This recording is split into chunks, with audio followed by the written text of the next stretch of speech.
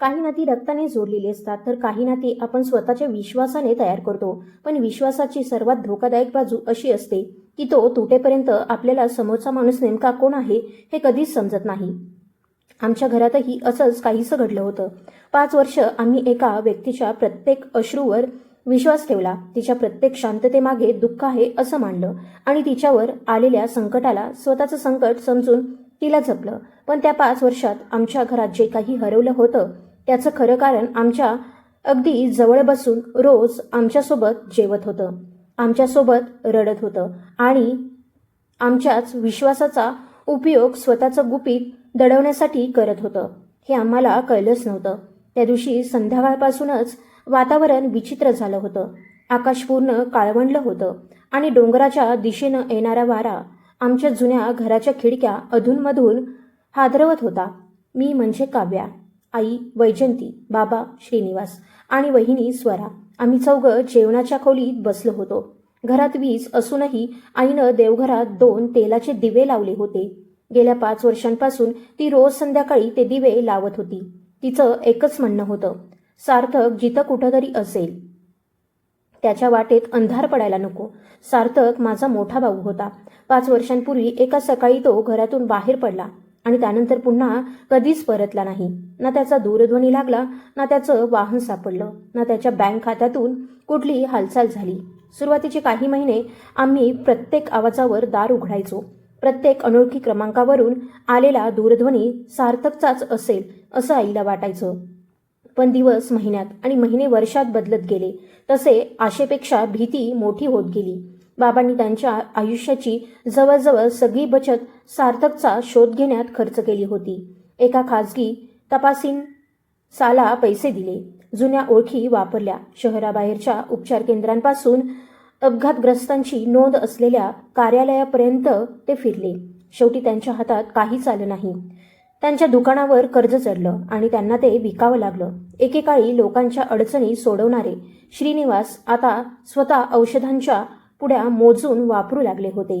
आईनं घराबाहेर पडणं जवळजवळ बंद केलं होतं. तिच्या डोळ्यांवर मोतीबिंदूची शस्त्रक्रिया करायची होती, पण ती प्रत्येक वेळी एकच उत्तर द्यायची, सार्थक परत आला की आधी त्याला पाहीन, मग माझ्या डोळ्यांचा विचार करू. तिच्या त्या वाक्यावर मी काही बोलू शकत नव्हते. स्वरा मात्र या 5 वर्षात आमच्या घराची सावली बनून राहिली होती. सार्थक हरवल्यानंतर तिनं नोकरी सोडली होती. ती आईची औषधं, बाबांची तपासणी, घरखर्च सगळं पाहायची. गावात आणि नातेवाईकांत प्रत्येकजण तिचं कौतुक करायचा. अशी सून नशिबानं मिळते असं लोक आईला सांगायचे आणि आई तिच्या डोक्यावरून हात फिरवून तिला मुलगी म्हणायची. मलाही स्वराविषयी कायम आदरच वाटायचा. पण काही महिन्यांपासून तिच्यात मला एक बारीकसा बदल जाणवत होता. घरात सार्थकचा विषय निघाला की ती बोलणं बदलायची. बाबांनी पुन्हा त्याचा शोध सुरू करूया असं म्हटलं की ती अचानक पैशांची अडचण पुढे करायची. सुरुवातीला मला ते व्यावहारिक वाटलं, पण त्या रात्री तिची अस्वस्थता वेगळीच दिसत होती. बाहेर वारा वाढत असताना ती सतत भिंतीवरच्या घड्याळाकडे पाहत होती. तिच्या हातातला पाण्याचा पेला 2दा थरथरला. मी विचारलं, स्वरा, तब्येत ठीक आहे ना? ती क्षणभर माझ्याकडे पाहत राहिली आणि मग हसण्याचा प्रयत्न करत म्हणाली, हो ग, फक्त डोकं जड झालंय. तिचं उत्तर संपतही नव्हतं तेवढ्यात तिचा दूरध्वनी थरथरला. पडद्यावर नाव दिसलं नाही. तिनं तो लगेच उलटा ठेवला. मला काहीतरी विचारायचं होतं, पण त्याचवेळी अंगणात लोखंडी वस्तू आदळल्यासारखा आवाज झाला. बाबा उठणार इतक्यात वीज गेली. घर एकदम काळोखात बुडालं. आईनं देवघरातल्या दिव्याकडे हात करत विचारलं, काव्या, मुख्य दार लावलंय ना? मी उत्तर द्यायच्या आधीच बाहेरच्या ओसरीतून 3 स्पष्ट ठोके ऐकू आले. थांबून पुन्हा 3 ठोके. ते साधं दार वाजवणं नव्हतं, जणू कोणीतरी ठरवून एखादी खूण देत होतं. माझ्या अंगावर काटा आला. बाबा काठीचा आधार घेत उठले. मी त्यांना थांबवलं आणि दिवा घेऊन दाराजवळ गेले. मागून आईचा घाबरलेला आवाज आला, इतक्या रात्री कोण असेल? पण माझं लक्ष स्वराकडे गेलं. तिच्या चेहऱ्यावर भीती होती, मात्र ती बाहेर कोण आहे याची भीती नव्हती. ती जणू कोण येणार आहे हे आधीपासून जाणवत होती. तिनं अचानक माझा हात पकडून कुजबुजलं, काव्या, दार उघडू नकोस. मी थबकले, का? माझ्या प्रश्नावर तिचा चेहरा पांढरा फटक पडला. बाहेरून आता ठोके थांबले होते. 2 क्षण पूर्ण शांतता पसरली आणि मग दाराखालच्या फटीतून एक तपकिरी पाकिट आत सरकलं. त्यावर पावसाचे थेंब पडलेले होते आणि काळ्या शाईनं फक्त 2 शब्द लिहिले होते, श्रीनिवास यांच्यासाठी. बाबांनी ते नाव पाहिलं आणि माझ्याकडून पाकिट घेतलं. स्वरानं पुढे होऊन ते हिसकावण्याचा प्रयत्न केला. बाबा, आधी पाहूया कोण पाठवले, ती घाईनं म्हणाली. पण बाबांनी तिच्याकडे विचित्र नजरेनं पाहिलं. त्यांनी पाकिट फाडलं. आत एक जुनी बँक पावती, एका बंद पडलेल्या समुद्रकिनारी निवासगृहाचा प्रवेशपत्राचा तुकडा आणि एक छोटं छायाचित्र होतं. छायाचित्र हातात घेताच बाबांची काठी जमिनीवर पडली. आईनं घाबरून विचारलं, काय आहे? मी बाबांच्या हातातून ते छायाचित्र घेतलं आणि माझ्या श्वासाचा ठावच राहिला नाही. ते छायाचित्र 5 वर्षांपूर्वीचं होतं. त्यात सार्थक जिवंत उभा होता. त्याच्या शेजारी एक अनोळखी तरुण होता आणि त्यांच्या मागे एका खोलीच्या दारावर तारीख लिहिलेली होती. ती तारीख सार्थक गायब झाल्यानंतरची होती. म्हणजे आम्ही त्याला हरवलेलं समजत असताना तो कुठेतरी जिवंत होता. पण खरा धक्का छायाचित्राच्या मागच्या बाजूला लिहिलेल्या एका वाक्यानं बसला. तिथे लिहिलं होतं, सार्थक गायब झाला नाही, त्याला गायब केलं गेलं. माझ्या हातातून छायाचित्र जवळजवळ निसटलं. मी स्वराकडे पाहिलं. ती आमच्याकडे पाहत नव्हती. तिची नजर मात्र त्या बँक पावतीवर खिळली होती. अचानक बाबांनी ती पावती उघडली आणि त्यावरचं नाव पाहताच त्यांच्या चेहऱ्यावरचा रंग उडाला. पैसे सार्थकच्या खात्यातून काढले गेले होते, पण ज्याच्या खात्यात जमा झाले होते ते नाव आमच्यासाठी अनोळखी नव्हतं. ते नाव होतं प्रणित. माझ्या मनात एकदम अनेक प्रश्न उभे राहिले. कारण प्रणित हा माझ्या आयुष्यात गेल्या वर्षभरापासून असलेला माणूस होता आणि 2 महिन्यांनी आमचं लग्न ठरणार होतं. मी काही बोलण्याआधी मुख्य दरवाजाच्या पलीकडून एका पुरुषाचा थरथरणारा आवाज आला, काव्या, दार उघड.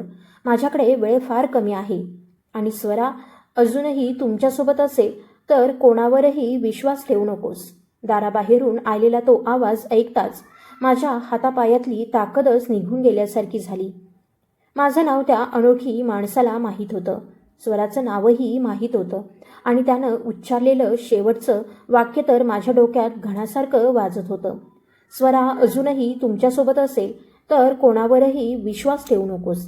मी नकळत मागे वळून पाहिलं. स्वरा माझ्यापासून काही अंतरावर उभी होती.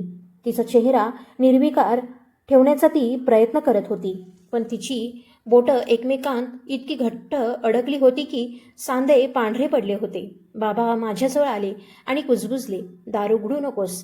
आधी त्याला विचार, तो कोण आहे. आईनं देवघरातला दिवा हातात घेतला आणि थरथरत्या आवाजात सार्थकचं नाव पुटपुटलं. त्या एका नावानं स्वराच्या चेहऱ्यावर विचित्र सावली उमटली.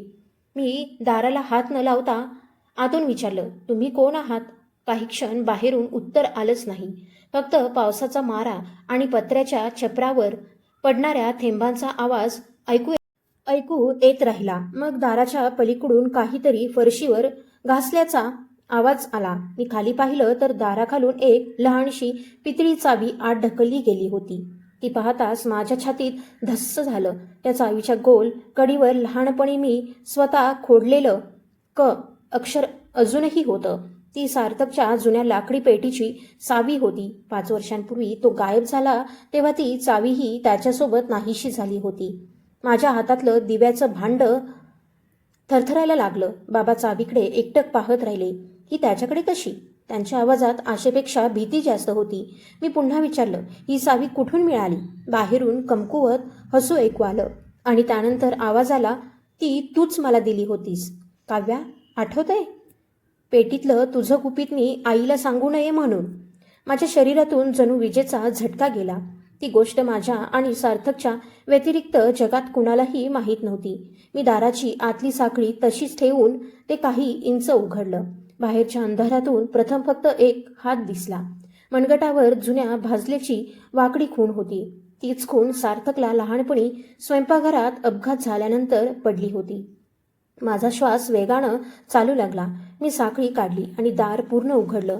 समोर उभा असलेला माणूस पाहून माझ्या मनानं त्याला सार्थक मानायला नकार दिला. तो आम्हाला आठवत असलेल्या सार्थकसारखा अजिबात दिसत नव्हता. त्याच्या चेहऱ्यावर दाढी वाढलेली होती. उजव्या गालावर खोल जखमेची रेघ होती आणि डाव्या हाताला कोपरापासून खाली धातूचा आधार बांधलेला होता. अंगावर चिखलानं माखलेले फाटके कपडेही नव्हते. त्यानं जुनाट राखाडी रुग्णालयीन जगा घातला होता आणि त्यावर कुठल्याशा संस्थेचा अर्धवट पुसलेला शिक्का दिसत होता. त्याच्या पायात एकच चप्पल होती. दुसरा पाय रक्तानं माखलेल्या कपडात गुंडाळलेला होता. पण माझी नजर त्याच्या अवस्थेवर टिकलीच नाही. त्या डोळ्यात मला माझा भाऊ दिसला. त्याचवेळी त्यानं मला लहानपणी फक्त तोच म्हणायचा त्या नावानं हाक मारली. काऊ. माझ्या डोळ्यांसमोरचं सगळंच धुसर झालं. 5 वर्ष मनाच्या कुठल्या तरी कोपऱ्यात बंद करून ठेवलेल्या आठवणी एका क्षणात बाहेर आल्या. मी त्याच्याकडे धाव घेतली, पण त्याला मिठी मारण्याआधीच त्यानं दोन्ही हात पुढे करून मला थांबवलं. नको, आधी दार बंद कर. त्याचा आवाज फारच क्षीण होता. मी गोंधळून मागे पाहिलं. बाबा आता दारापर्यंत आले होते. त्यांनी त्या माणसाच्या चेहऱ्याकडे पाहिलं आणि त्यांच्या ओठांतून आवाजच निघेना. आईला नीट दिसत नव्हतं म्हणून ती आमच्याकडे पुढे येत म्हणाली, काव्या, कोण आहे ग? त्या माणसाचा चेहरा अचानक पिळवटला. त्यानं आईकडे पाहिलं आणि अगदी लहान मुलासारखा म्हणाला, आई. वैजंतीच्या हातातला दिवा खाली पडता पडता मी पकडला. ती 2 पावलं पुढे आली. त्याच्या चेहऱ्यावर दोन्ही हात ठेवले आणि त्याच्या भुईजवळचा छोटासा खळगा बोटाने चाचपला. पुढच्या क्षणी तिच्या तोंडून हुंदका फुटला. माझा सार्थक. बाबा मात्र अजूनही स्तब्ध होते. जणू त्यांच्या मेंदूला समोरचं सत्य स्वीकारायला वेळ लागत होता. सार्थकनं त्यांच्याकडे पाहिलं, पण त्याच्या चेहऱ्यावर आनंद नव्हता. उलट त्यानं घाबरून घराच्या आत नजर फिरवली. त्याची नजर स्वरावर पडताच त्याच्या संपूर्ण शरीरात ताण निर्माण झाला. काही क्षणांपूर्वी कसाबसा उभा असलेला सार्थक अचानक माझ्या मागे सरकला. स्वरानं ओठांवर हात ठेवला आणि धक्का बसल्याचा आव आणत पुढे पाऊल टाकलं. सार्थक. ती रडत त्याच्याकडे धावणार होती, पण सार्थकनं जवळच्या खुर्चीला पकडून ती आपल्या आणि स्वराच्या मध्ये ओढली. त्याच्या डोळ्यात पत्नीला 5 वर्षांनी पाहण्याचा आनंद नव्हता. तिथं शुद्ध दहशत होती. माझ्याजवळ येऊ नकोस, तो दात घट्ट आवळून म्हणाला. घरात एकदम शांतता पसरली. आईचा रडण्याचा आवाजही थांबला. स्वरा तिथंच गोठली. बाबा काहीतरी विचारणार इतक्यात सार्थकचा तोल गेला आणि तो खाली कोसळला. मी आणि बाबांनी त्याला सावरलं. त्याचा श्वास फार वेगानं चालू होता. त्यानं माझा हात पकडला आणि इतक्या जोरानं दाबला की माझ्या बोटांना वेदना झाल्या. मग त्यानं आपल्या झग्याच्या आतून एक लहानसा काळा स्मरणसंचय बाहेर काढून माझ्या तळहातात दाबला. हे कुणालाही देऊ नकोस, प्रणितला सुद्धा नाही. तो कुजबुजला. प्रणितचं नाव ऐकताच मी हादरले. मी काही विचारण्याआधी त्यानं स्वराकडे पाहिलं आणि अगदी तुटक शब्दात म्हणाला, ज्यांनी मला 5 वर्ष बंद ठेवलं त्यांना मी पळून आल्याचं अजून माहीत नाही. त्या क्षणी घराबाहेरून वाहनाच्या दिव्यांचा प्रखर प्रकाश खिडक्यांवर पडला आणि स्वरा हळूच मागे सरकत आपल्या दूरध्वनीकडे हात नेत असल्याचं माझ्या लक्षात आलं. सार्थक जमिनीवर कोसळताच आईनं त्याला मांडीवर घेतलं आणि बाबांनी घाईघाईनं त्याच्या चेहऱ्यावर पाणी शिंपडलं. त्याचा श्वास तुटक चालला होता आणि डोळे अर्धवट मिटले होते. आईच्या हाताला त्याच्या कपाळावरची जुनी खूण लागली आणि तिच्या अंगातून जणू सगळंच बळ निघून गेलं. हा माझाच मुलगा आहे एवढंच ती म्हणू शकली आणि तिचा आवाज हुंदक्यात हरवला. श्रीनिवास काही क्षण सार्थकडे नुसते पाहत राहिले. 5 वर्षांच्या शोधानंतर समोर उभं राहिलेलं हे सत्य त्यांच्या मनाला पेलवत नव्हतं. त्यांनी त्याचे थरथरणारे हात हातात घेतले आणि अगदी लहान मुलाला समजावावं तसं म्हणाले, आता कुठेही जायचं नाही रे, तू घरी आलास, बाकी काही नको. पण सार्थकनं त्यांच्याकडे पाहिलंच नाही. त्याची नजर सतत स्वरावर रोखलेली होती. स्वरा मात्र दरवाजाजवळ उभी राहून काहीतरी ठरवत असल्यासारखी दिसत होती. काही क्षणांपूर्वी तिच्या चेहऱ्यावर असलेली भीती आता विचित्र शांततेत बदलली होती. तिचा उजवा हात अजूनही दूरध्वनीजवळ होता. मी ते पाहताच तिच्याजवळ गेले आणि तिच्या हातातून दूरध्वनी घेतला. पडद्यावर कुणाला तरी पाठवायला तयार ठेवलेला एकच शब्द दिसला, आला. माझ्या पोटात गोळा आला. मी तिच्याकडे पाहिलं. कोण आला? मी विचारलं.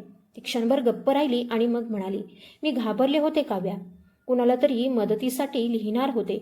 तिच्या आवाजात नेहमीची हळवापणा होता, पण यावेळी तो मला खरा वाटला नाही, कारण संदेशात मदतीचा एकही शब्द नव्हता. मी पुढे काही विचारणार इतक्यात सार्थकनं जोरात खोकत माझं नाव घेतलं. मी त्याच्याजवळ बसले. त्यानं माझ्या हातात दिलेला काळा स्मरणसंचय अजूनही माझ्या मुठीत घट्ट पकडलेला होता. तो इतक्या कमकुवत अवस्थेत असूनही वारंवार माझ्या हाताकडे पाहत होता. जणू त्या छोट्याशा वस्तूमध्ये त्याचं आयुष्य बंदिस्त होतं. आई त्याच्या डोक्यावरून हात फिरवत होती. बाबांच्या डोळ्यातून अश्रू थांबत नव्हते. पण अचानक सार्थकनं आईचा हात पकडला आणि अतिशय कष्टानं म्हणाला, आई माझ्यासाठी रडू नकोस. आधी घरातली कागदपत्रं सांभाळ. आम्ही तिघंही चकित झालो. बाबा म्हणाले, कुठली कागदपत्र?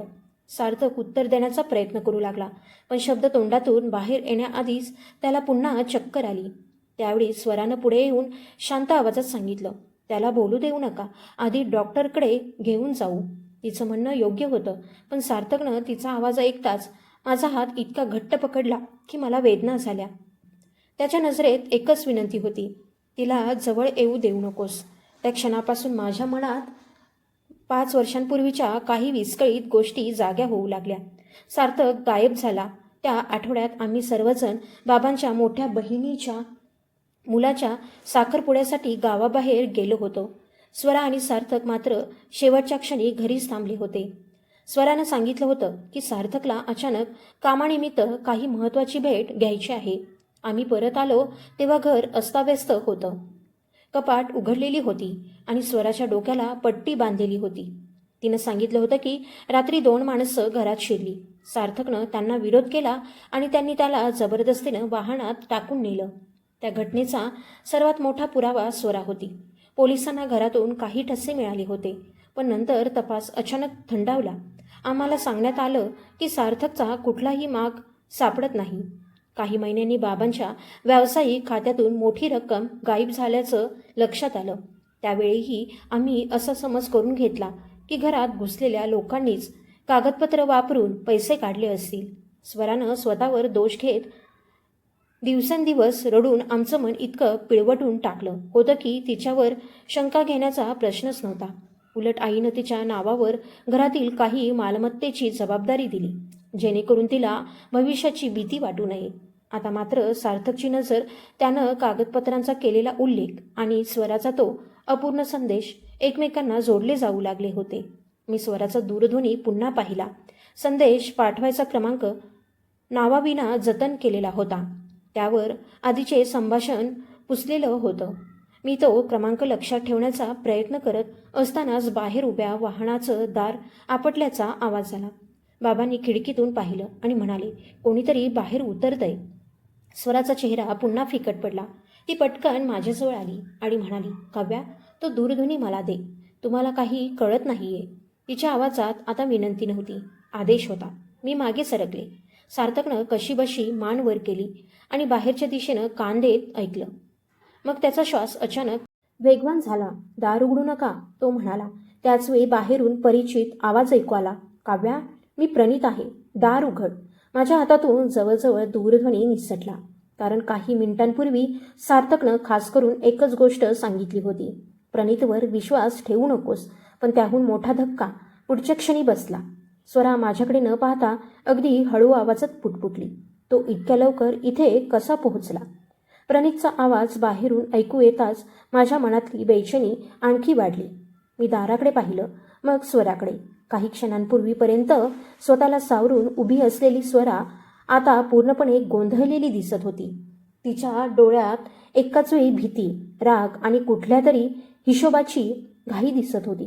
5 वर्ष आम्ही तिला या घरात एक क्षणही परकी वाटू दिलं नव्हतं. आईनं तिला मुलगी मानलं. बाबांनी तिच्या भविष्याची जबाबदारी स्वतःवर घेतली.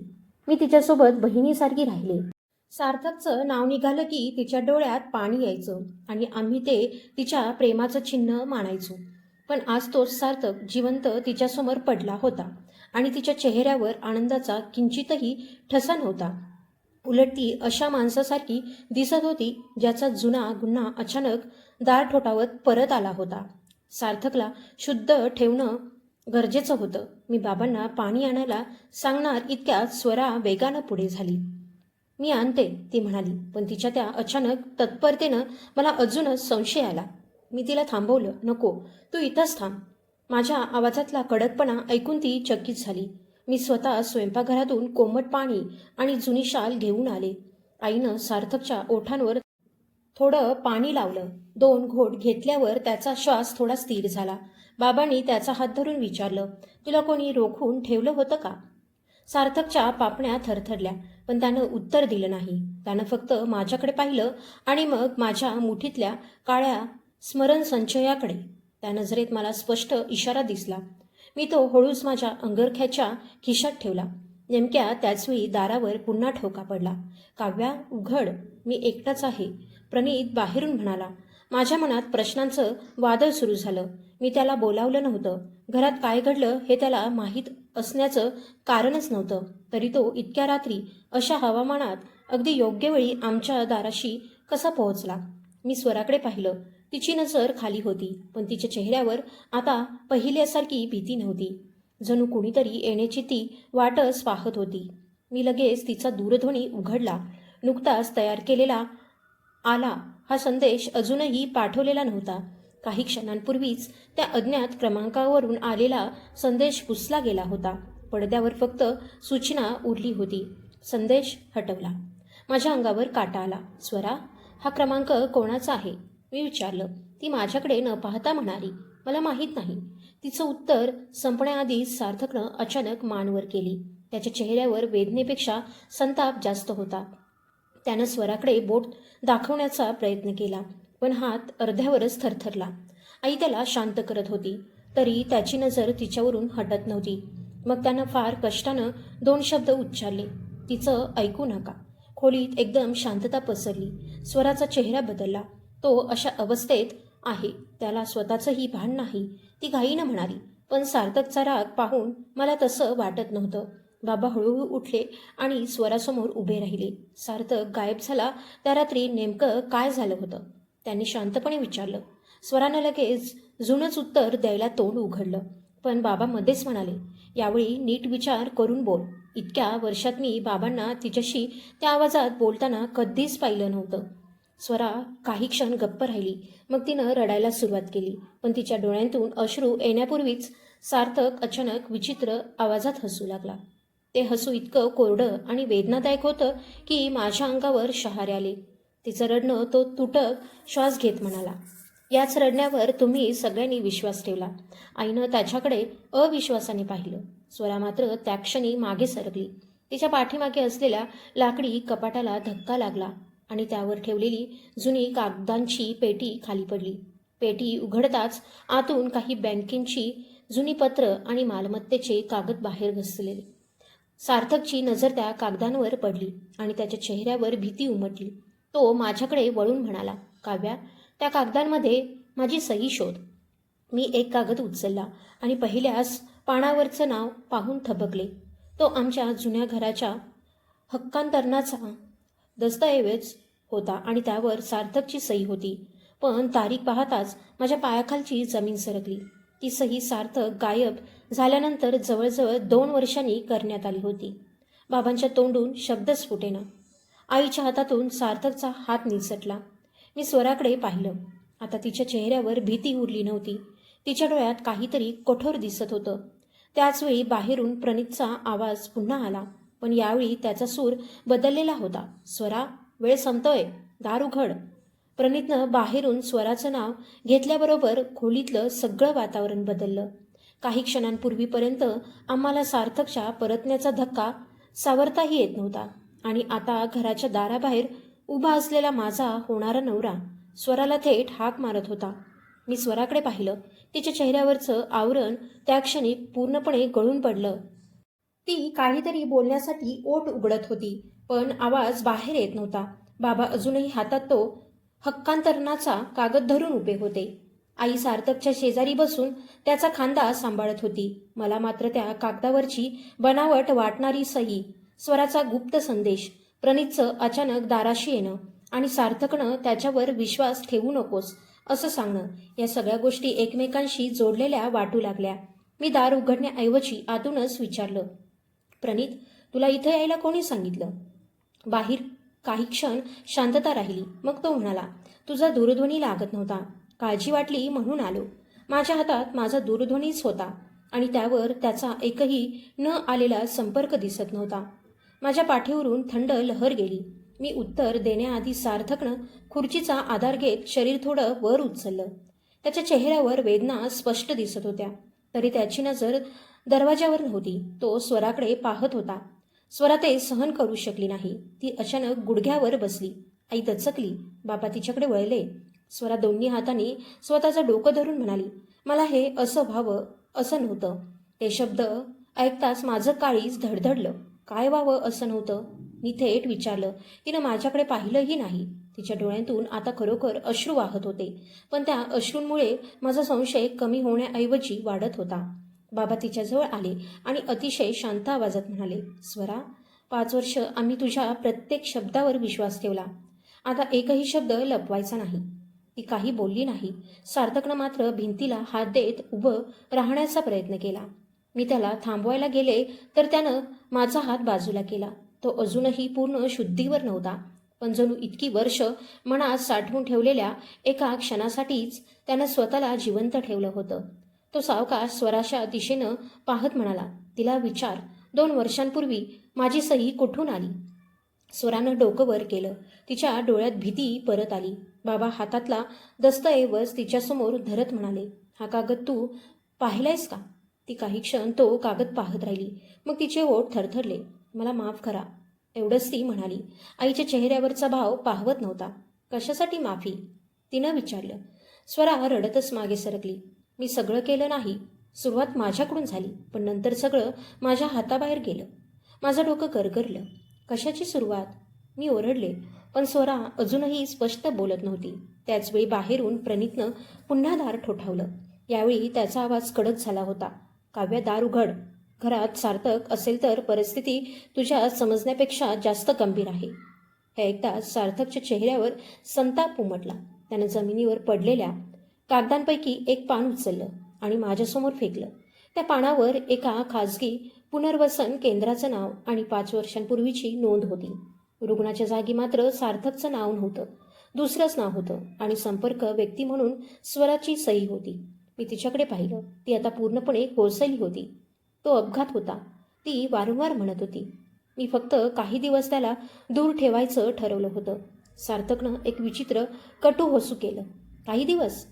त्याचा आवाज तुटत होता. मग 5 वर्ष कोणी वाढवली? त्या एका प्रश्नानं स्वरा गप्प झाली.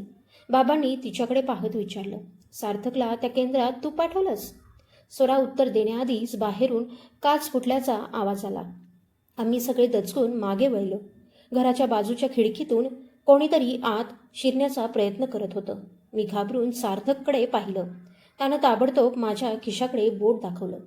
जितकाळा स्मरणसंचय ठेवला होता आणि म्हणाला, त्यांना माणूस नकोय काव्या, त्यांना ते हवंय.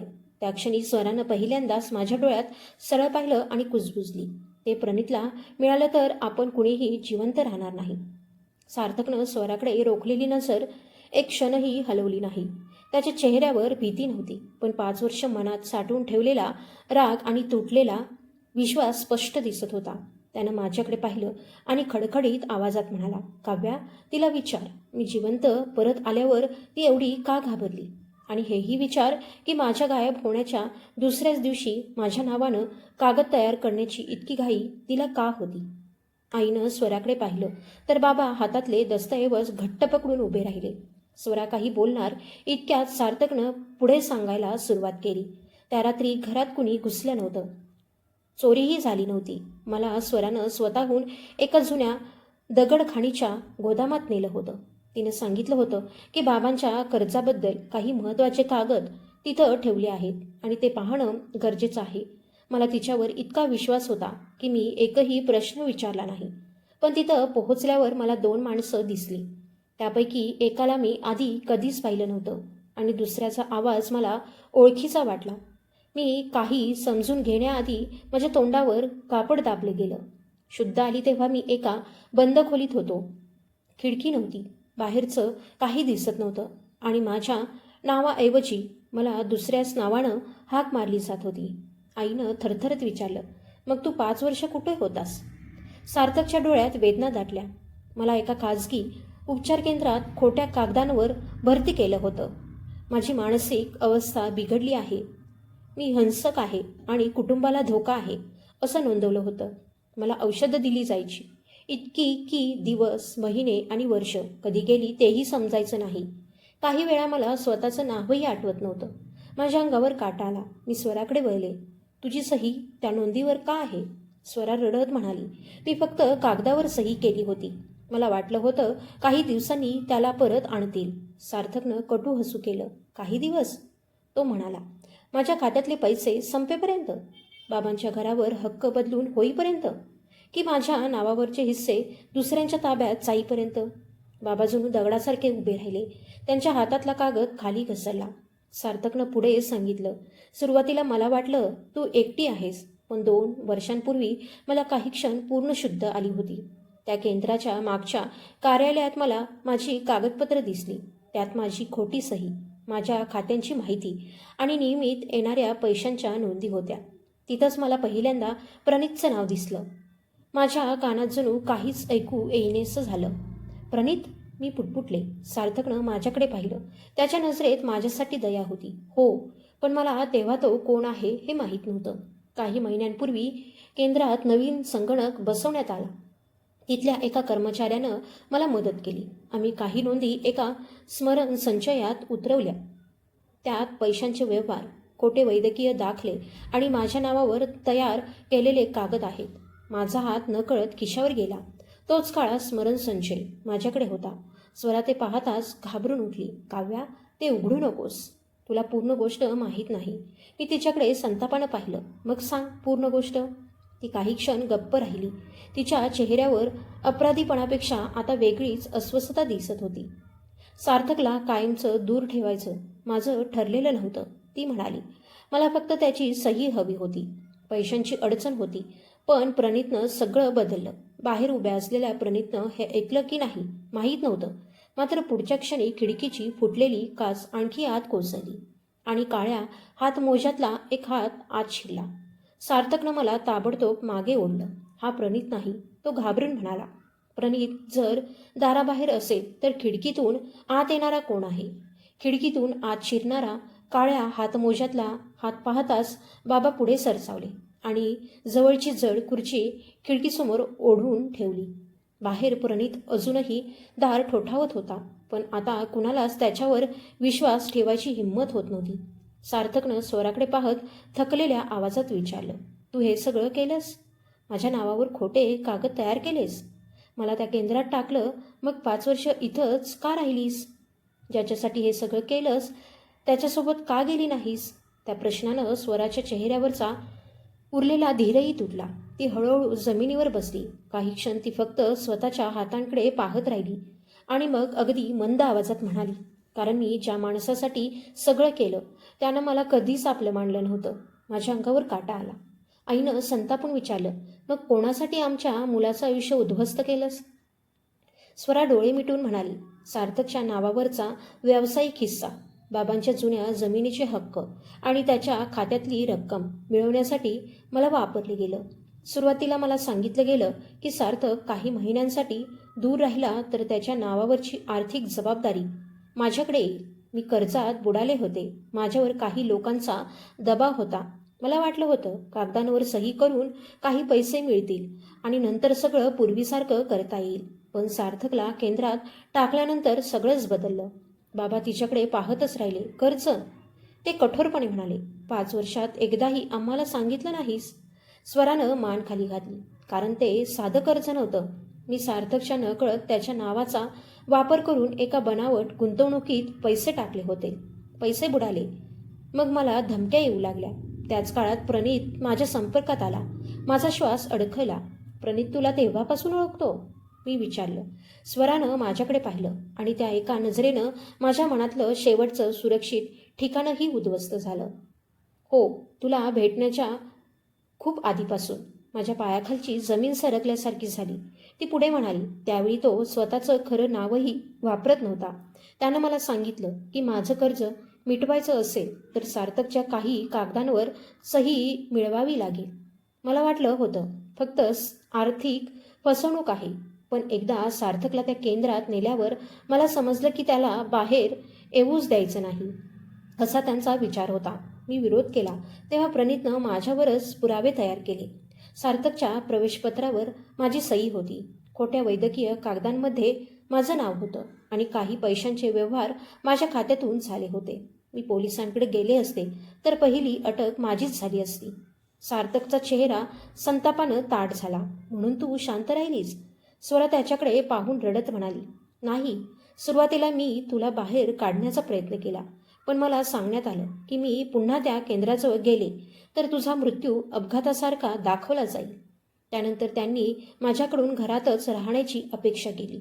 तुमच्या कुटुंबाला सार्थक बेपत्ता आहे असंच वाटत राहणं त्यांच्यासाठी उपयोगाचं होतं, कारण तुम्ही त्याला मृत घोषित केलं नाहीत, पण त्याचा व्यवहार कुणीतरी सांभाळत राहू शकत होतं. बाबांच्या चेहऱ्यावर भीती उमटली. म्हणजे या घरात राहणं तुझा निर्णय नव्हता? त्यांनी विचारलं. स्वरा काही क्षण गप्प राहिली. मग ती म्हणाली, सुरुवातीला नव्हता, पण नंतर मीही स्वार्थी झाले. तुम्ही मला आधार दिलात, घरात जागा दिलीत, माझ्यावर संशय घेतला नाहीत. मला वाटलं सत्य कायमचं गाडलं गेलं आहे. आणि मग प्रणीत गायब झाला. मी तिच्याकडे रोखून पाहिलं. गायब? ती मान हलवत म्हणाली. सुमारे 1.5 वर्ष त्याचा माझ्याशी कुठलाही संपर्क नव्हता. मी समजले सगळं संपलं. पण 1 वर्षांपूर्वी तू मला पहिल्यांदा त्याचं छायाचित्र दाखवलंस आणि सांगितलंस की तुझ्या आयुष्यात कुणीतरी आलं आहे. तेव्हा मला समजलं की तो परत आला आहे. माझ्यासाठी नाही, तुझ्यापर्यंत पोहोचण्यासाठी. माझ्या छातीत भीतीचा गोळा तयार झाला. गेल्या वर्षभरात प्रणितनं किती सहजपणे माझा विश्वास मिळवला होता.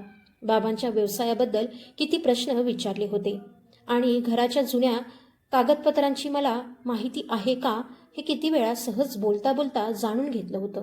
हे एकामागून एक आठवू लागलं. मी स्वराकडे वळून विचारलं, मग तू मला सावध का केलं नाहीस?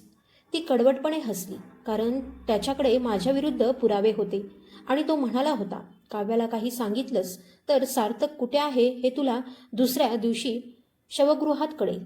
खोलीत पुन्हा शांतता पसरली. सार्थकनं डोळे मिटले आणि काही क्षण खोल श्वास घेतला. मग तो म्हणाला, ती अर्धसत्य सांगते. आम्ही सगळे त्याच्याकडे वळलो. स्वराचा चेहरा पुन्हा बदलला. सार्थकनं माझ्या खिशाकडे बोट दाखवलं. त्या स्मरणसंचयात केंद्राच्या नोंदी आहेत. शेवटच्या 3 महिन्यांच्या चित्रफितीही आहेत. त्यात मला भेटायला आलेल्या लोकांचे चेहरे आहेत. स्वरा अचानक उभी राहिली. काव्या, ते आत्ता उघडू नकोस. तिच्या आवाजातली घाई पाहून माझा संशय पुन्हा वाढला. का?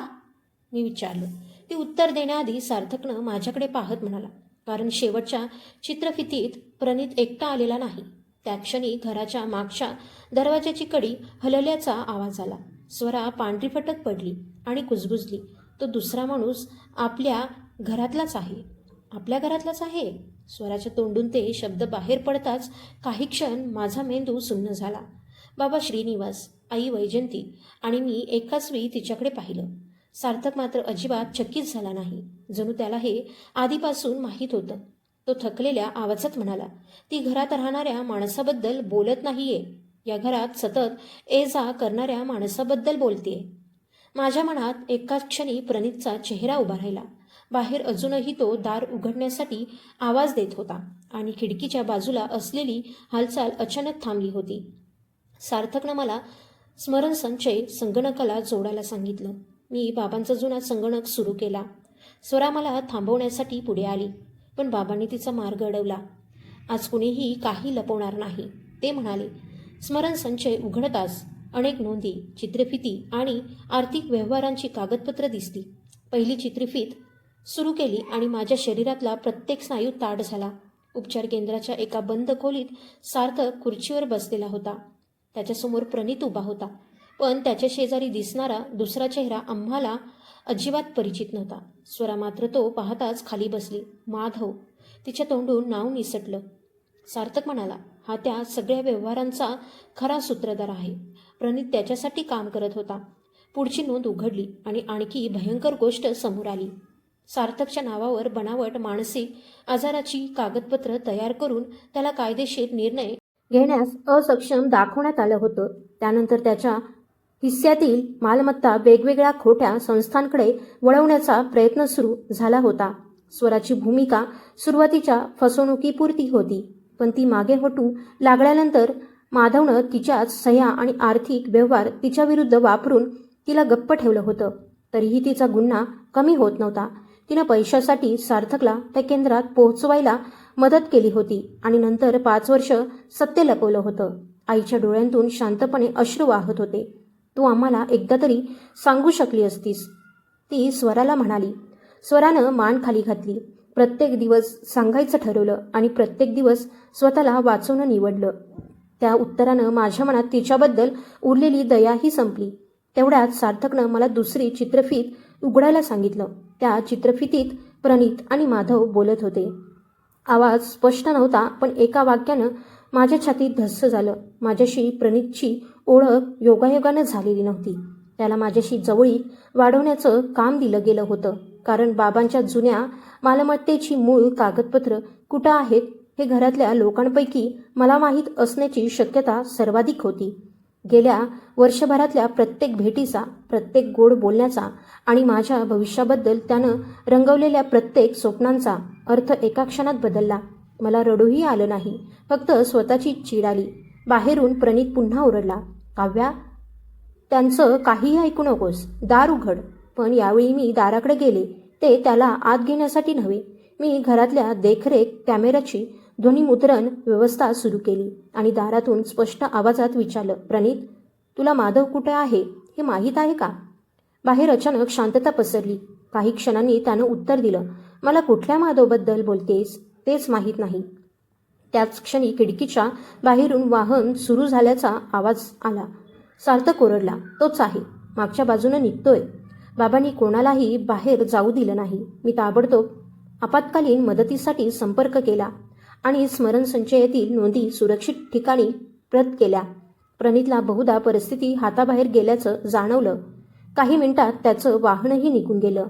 आम्ही कुणाचाही पाठलाग केला नाही. त्या रात्री पहिल्यांदाच आम्ही भावनेपेक्षा पुराव्यावर विश्वास ठेवला. पुढच्या काही दिवसात सार्थकनं दिलेल्या नोंदींच्या आधारे संपूर्ण प्रकरण पुन्हा उघडलं गेलं. उपचार केंद्रातील बनावट नोंदी, पैशांचे मार्ग, खोट्या संस्था आणि प्रणित माधव यांच्यातील संपर्क एकामागून एक समोर येऊ लागले. स्वरानं ही अखेर स्वतःची भूमिका लेखी स्वरूपात मांडणी केली. तिला घरात ठेवणं आता शक्य नव्हतं. मात्र आम्ही तिला रागाच्या भरात बाहेर फेकलं नाही किंवा स्वतः शिक्षा करण्याचा प्रयत्न केला नाही. बाबांनी फक्त एवढंच सांगितलं, तू आमच्यावर केलेल्या अन्यायाचा निर्णय आता आम्ही नाही, कायदा करेल. त्या दिवशी प्रथमच मला जाणवलं की सूड घेणं आणि न्याय मिळवणं या दोन पूर्णपणे वेगळ्या गोष्टी आहेत. काही दिवसांनी प्रणितला चौकशीसाठी ताब्यात घेण्यात आलं आणि माधवपर्यंत पोहोचण्यासाठी आर्थिक नोंदींचा माग काढण्यात आला. पुढची कायदेशीर लढाई सोपी नव्हती, पण यावेळी आमच्याकडे सत्याबरोबर पुरावेही होते. सर्वात महत्त्वाचं म्हणजे सार्थक आमच्यासोबत होता. त्याच्या शरीराला बरं व्हायला वेळ लागणार होता आणि 5 वर्षांच्या मानसिक जखमा तर त्याहून खोल होत्या. आई त्याच्या खोलीत बसून पूर्वीसारखी त्याच्या डोक्यावरून हात फिरवायची, पण आता ती त्याला भूतकाळाबद्दल बोलायला भाग पाडत नव्हती. बाबा त्याच्यासोबत पुन्हा चालण्याचा सराव करायचे. मी मात्र काही दिवस माझ्या स्वतःच्या आयुष्यापासून दूर राहिले. प्रणितच्या फसवणुकीनं माझा विश्वास हादरला होता. पण सार्थकनं एकदा मला शांतपणे सांगितलं, एका चुकीच्या माणसामुळे जगातले सगळे माणसं चुकीची होत नाहीत. फक्त पुढच्या वेळी प्रेमापेक्षा आधी स्वतःचा आवाज ऐक. त्या वाक्यानं माझ्या मनात काहीतरी बदललं. काही महिन्यानंतर आमच्या घराच्या जुन्या ओसरीत आम्ही चौघं पुन्हा एकत्र चहा घेत बसलो होतो. आईच्या चेहऱ्यावर कित्येक वर्षांनी हास्य होतं.